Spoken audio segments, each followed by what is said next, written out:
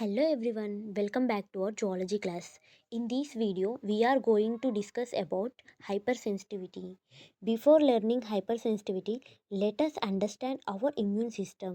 సాధారణంగా మన immune system బాడీని బ్యాక్టీరియా, వైరస్, ఫంగీ, పారాసైట్స్ వంటి హార్మ్ఫుల్ మైక్రో ఆర్గానిజమ్స్ నుండి ప్రొటెక్ట్ చేస్తుంది. ఈ మైక్రో ఆర్గానిజమ్స్ బాడీలోకి వచ్చినప్పుడు వాటిని ఐడెంటిఫై చేసి నాశనం చేస్తుంది. దీనిని నార్మల్ ఇమ్యూన్ రెస్పాన్స్ అని అంటారు. కొన్నిసార్లు ఇమ్యూన్ సిస్టమ్ అనేది మిస్టేక్ చేస్తుంది.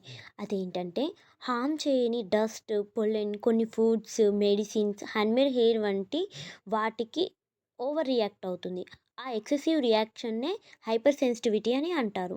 Definition of hypersensitivity. Hypersensitivity is an excessive immune response to an antigen or allergen that may damage our own body tissues. Antigen లేదా ఎలర్జెన్ పైన immune system అవసరానికి మించి react అవుతే మన body టిష్యూస్ని damage చేసే సిచ్యువేషన్నే hyper sensitivity అని అంటారు. ఈజీగా చెప్పాలంటే సపోజ్ నార్మల్గా రియాక్ట్ అవుతేనేమో ప్రొటెక్షన్ అవుతుంది, అది ఓవర్గా ఎక్సెసివ్గా రియాక్ట్ అవుతేనేమో హైపర్ సెన్సిటివిటీ అవుతుంది. ఫర్ ఎగ్జాంపుల్, ఇద్దరు పర్సన్స్ని తీసుకుందాం. ఆ ఇద్దరు పర్సన్స్ డస్ట్ ఉన్న ప్లేస్కి వెళ్ళారు. ఫస్ట్ పర్సన్కి ఏం కాలేదు, బట్ ఒకసారి తుమ్మాడు.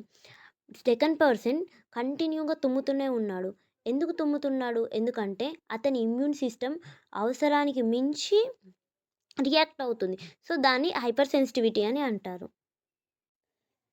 Let us discuss about types of hyper sensitivity. According to gel and combs, hyper sensitivity is divided into 4 types. Gel and combs అనే సైంటిస్ట్ హైపర్ సెన్సిటివిటీని అబ్జర్వ్ చేసి దాన్ని 4 డిఫరెంట్ కేటగిరీస్గా డివైడ్ చేశారు.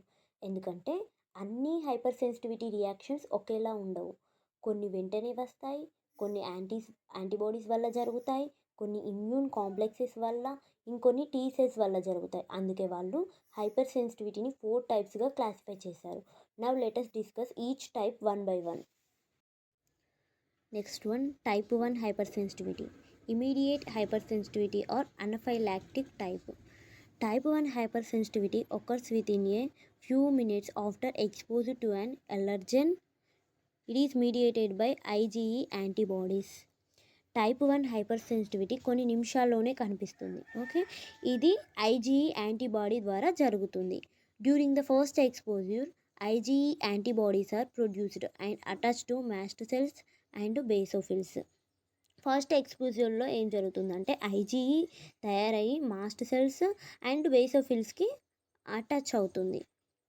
During the second exposure, the allergen binds to IgE and causes mast cells to release histamine and other chemical mediators. It results in allergy reactions.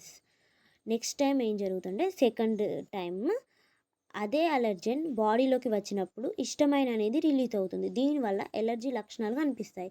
అవేంటి? Hay fever, asthma, food allergy, anaphylactic shock. Type 2 cytotoxic hypersensitivity. Type 2 hypersensitivity is caused by IgG and IgM antibodies. These antibodies react against antigens present on the surface of cells, resulting in destruction of those cells. Type 2 hyper సెన్సిటివిటీలో IgG and IgM antibodies అనేవి participate చేస్తాయి. ఇవి cell surface పైన ఉన్న యాంటీజెన్స్తో reaction జరిపి ఆ సెల్స్ని destruct చేస్తాయి. Okay, examples: blood transfusion reaction, haemolytic disease of the newborn, autoimmune haemolytic anaemia. Type 3 hypersensitivity, immune complex hypersensitivity. In type 3 hypersensitivity, antigen-antibody complexes are formed in large amounts.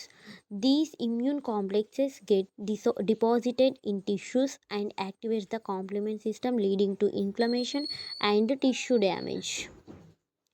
Type 3 హైపర్సెన్సిటివిటీలో antigen antibody complexes అనేవి ఏర్పడతాయి large అమౌంట్స్లో.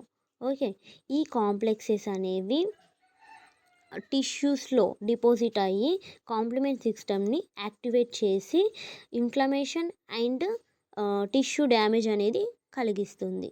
Okay, examples: serum sickness, rheumatoid arthritis. Finally, type 4 hypersensitivity, delayed hypersensitivity.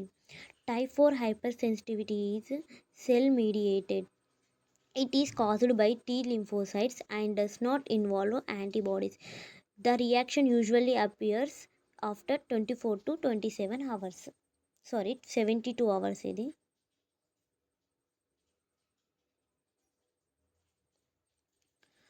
Okay, type 4 hyper sensitivity tea lymphocytes ద్వారా జరుగుతుంది. ఇందులో antibodies అనేవి participate చేయవు. ఈ reaction అనేది 24 to 72 hours కనిపిస్తుంది అంతే. సో దీన్నే డిలేయిడ్ హైపర్ సెన్సిటివిటీ అని అంటారు. Examples: tuberculin test, tuberculosis, immune response, contact dermatitis. Thank you for watching. If this class is helpful, please like, share, subscribe to the channel. See you in the next zoology class.